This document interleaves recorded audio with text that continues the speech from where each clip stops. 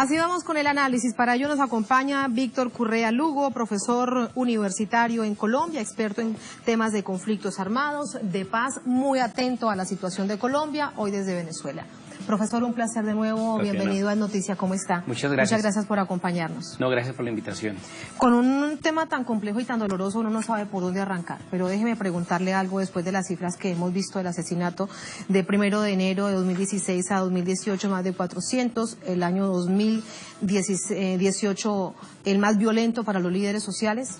¿Por qué los están matando a los líderes sociales? ¿Qué es lo que hacen? ¿Qué es lo que no hacen? ¿Qué es lo que pasa en estas regiones apartadas de Colombia? Cuando los falsos positivos, varios jóvenes fueron asesinados, el presidente Uribe en ese momento, hoy en día senador, dijo claramente, no los matan por estar cogiendo café. Esa es parte de la retórica que se tiene. Es decir, hay un discurso que busca legitimar los muertos. Algo habrán hecho. El ministro de Defensa dijo en su momento, el saliente, que eran líos de faldas. Dice que son problemas de delincuencia común, que es por robarles el celular. Que a lo mejor estaban con la guerrilla. Hace poco mataron a una dirigente en Antioquia, a la que se le hizo un montaje, donde aparece una guerrillera más o menos parecida de las FARC. La foto de ella dice, por eso es que los matan. Después supimos que las amenazas habían salido del teléfono celular del comandante de la policía de ese sector. ¿Por qué los están matando? Los están matando por varias razones. Primero, muchos líderes que están reclamando tierra. Entonces hay grupos armados que se dedican a matar a aquellos que están pidiendo que les restituyan sus tierras por ser desplazados.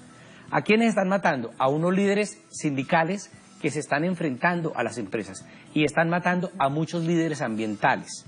¿Quiénes están detrás de esos asesinatos? Grupos que están al servicio de esos terratenientes, de esas empresas y de esas compañías mineras, es decir, los grupos paramilitares. ¿Y de las fuerzas militares locales también? Con respecto a la restitución de tierras, en particular te lo pregunto. El Procurador General de la Nación dice que hay evidencias, hay indicios de que hay acciones en las cuales la fuerza pública ha estado involucrada. Es decir, que estamos volviendo a un patrón de comportamiento que es típico del paramilitarismo. El paramilitarismo no son los 4 o 5 armados que están en una región, sino es toda la lógica de poder local y regional, donde unos señores terratenientes, empresarios, mineros, industriales, dan unas órdenes para que esos ejércitos privados limpien, entre comillas por supuesto, del terreno aquellas personas que molestan con sus agendas políticas locales y regionales. Es decir, son crímenes políticos en su esencia, en lo que buscan, no son crímenes aislados. Y son sistemáticos en cuanto se puede comprobar que hay unos patrones de comportamiento. Los matan por varias razones, pero no por cualquier razón. Son varias razones que tienen que ver fundamentalmente con los poderes locales. Con respecto a la restitución de tierras, está normado, hay una ley de restitución de tierras, sí, ¿por claro. Eso es que no avanza? En buena parte sí, hay zonas donde han llegado los campesinos, y esto es muy importante para los televidentes, y le han mostrado las cartas a los grupos armados. Esta es mi tierra. Y ellos dicen, tu papel dice esto, pero mi fusil dice otra cosa. Entonces, a partir de eso se teje una serie de asesinatos que son presentados de manera fragmentada por la prensa colombiana, y lo más terrible, que la sociedad colombiana no logra ver. Fíjense que nos dolió la pérdida de Colombia en el Campeonato Mundial de Fútbol, pero ese mismo día en la mañana hubo 7 muertos en Cauca y a 2 líderes sociales los mataron mientras se veía el partido de fútbol. La pregunta es, ¿reaccionó el país con igual dolor? No lo hizo. Es decir, el problema no es solo que los están matando, el problema es que hay un sector del país que votó por unos modelos de política que contribuyen a esa muerte. Hay un modelo de país, hay un sector de la sociedad que justifica esos crímenes. Y eso es tal vez lo más terrible de lo que está pasando en Colombia. Por eso debemos entender como una respuesta del gobierno entrante. El próximo 7 de agosto se posiciona un nuevo presidente con su nuevo ministro cuando dice que se normará la protesta social en Colombia. Pero el nuevo gobierno es doloroso. Primero porque el señor Iván Duque claramente no es quien va a gobernar. Desde el ridículo de darle razones al rey de España de la manera en que lo hizo, que puede ser anecdótico, pero toda su política es una política de títere. Eso no, el país lo sabe y lo ha ido evidenciando. Pero el ministro de Hacienda fue quien dijo que el salario mínimo en Colombia era excesivamente costoso.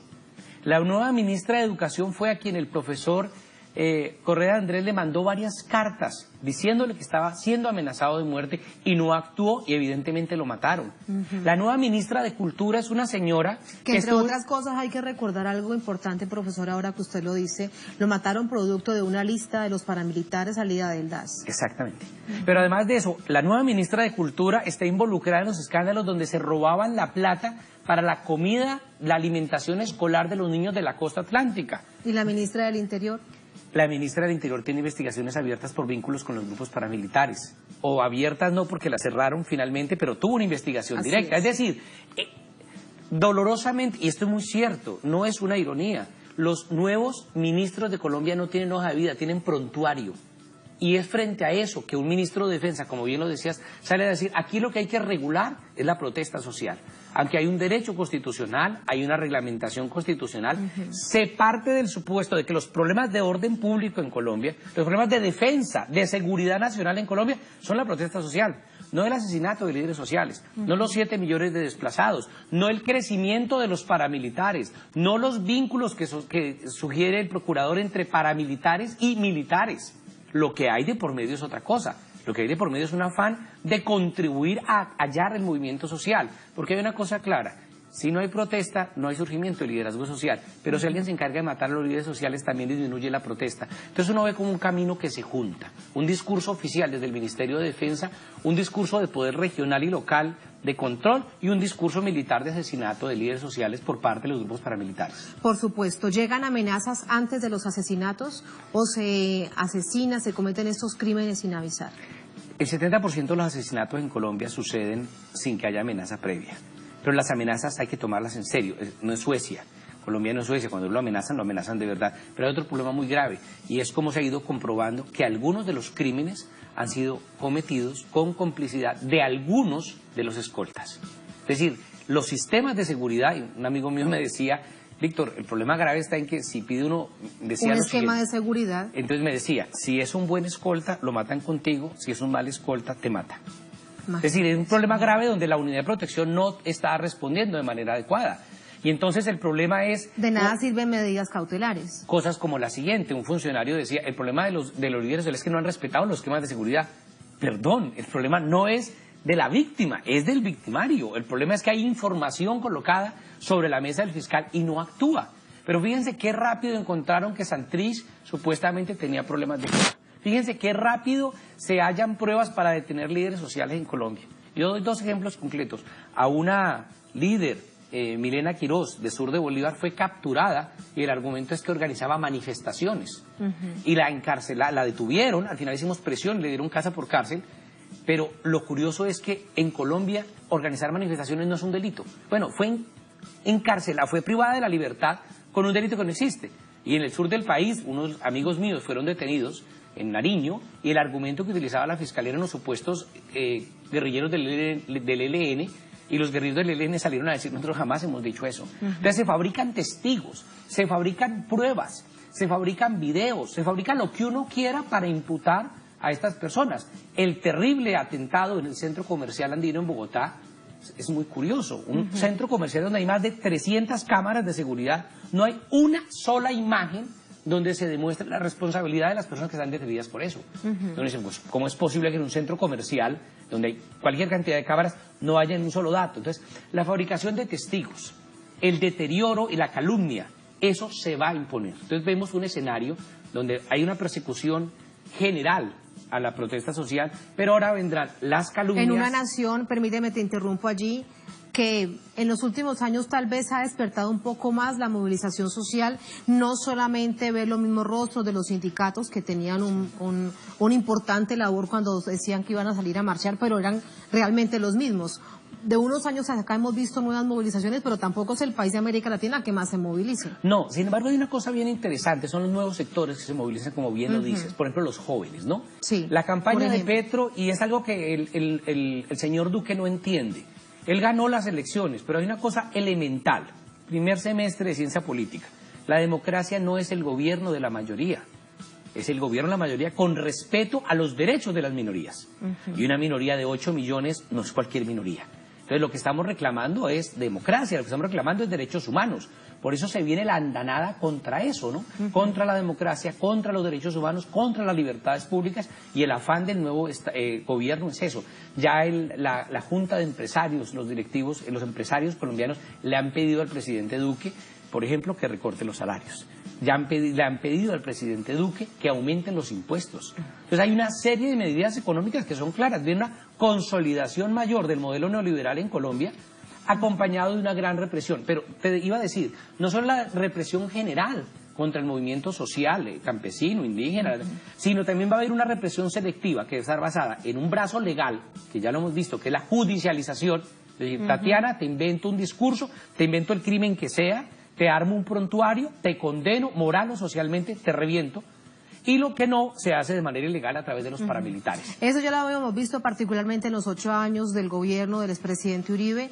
Con el gobierno Santos, evidentemente esto disminuyó. No podemos decir que se acabó, que los falsos positivos dejaron de existir, porque no es verdad. Pero sí disminuyó ese nivel de presión y de tensión social, en particular con la oposición política. Fíjate una Eso cosa. mismo lo vamos a ver entonces.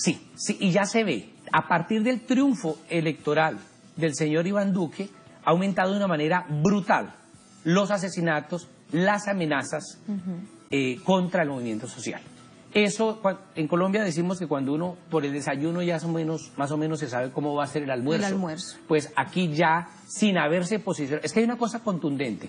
El señor Duque gana y el día siguiente, en menos de 24 horas, llega al Parlamento y pide detener la discusión de la Justicia Especial para la Paz.